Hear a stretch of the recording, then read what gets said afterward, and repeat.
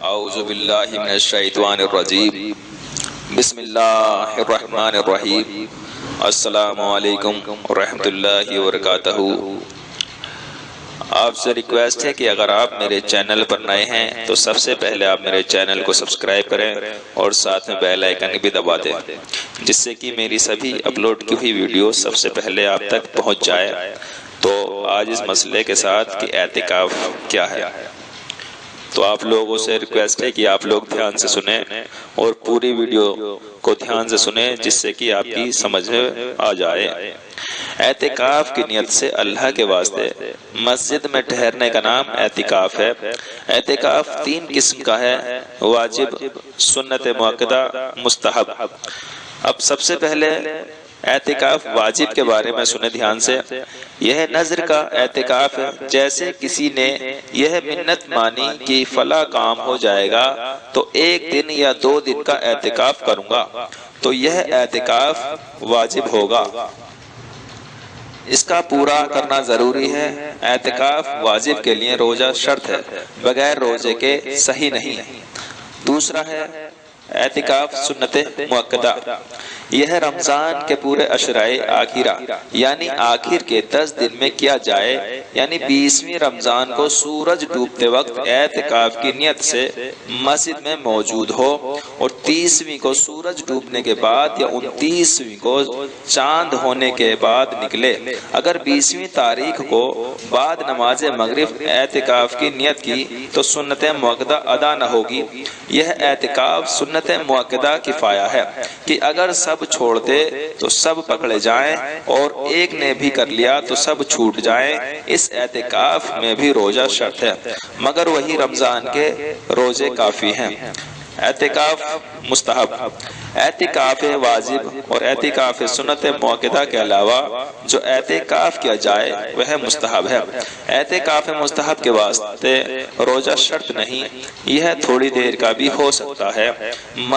مسجد میں جب جائیں اس اعتکاف کی نیت کر لیں، چاہیں تھوڑی ہی دیر میں مسجد میں رہیں کر چلے آئیں، جب چلا آئے گا اعتکاف کی نیت ختم ہو جائے گی۔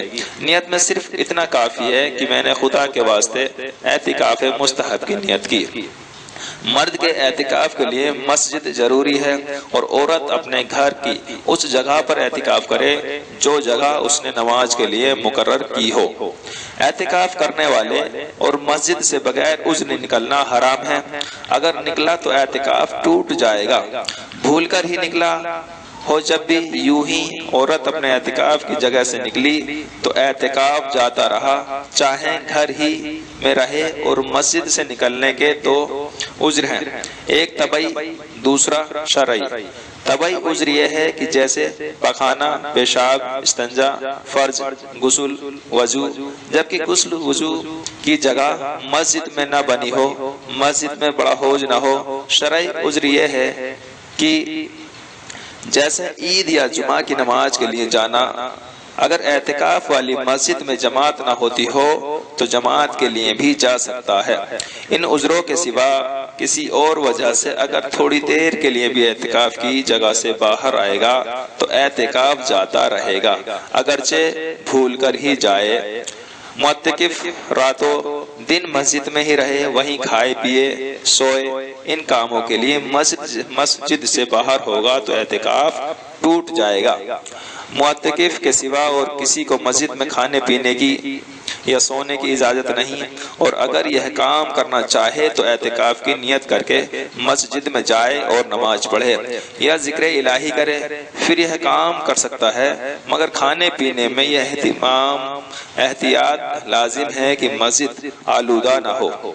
معتکف کو اپنی ضرورت یا بال بچوں کی ضرورت سے مسجد میں خریدنا یا بیچنا جائز ہے، جبکہ وہ چیز مسجد میں نہ ہو، یا ہو تو تھوڑی ہو کہ جگہ نہ گھیر لے، اور اگر خرید و فروخت تجارت کی نیت سے ہو تو ناجائز ہے، چاہے وہ چیز مسجد میں ہو یا نہ ہو۔ معتکف نہ چپ رہے نہ بات کرے، بلکہ قرآن شریف کی تلاوت، حدیث کی قرات اور درود شریف کی کثرت کرے، اور علم دین کا درس و تدریس کرے، انبیاء و اولیاء و صالحین کے حالات پڑھے یا دینی باتیں لکھے۔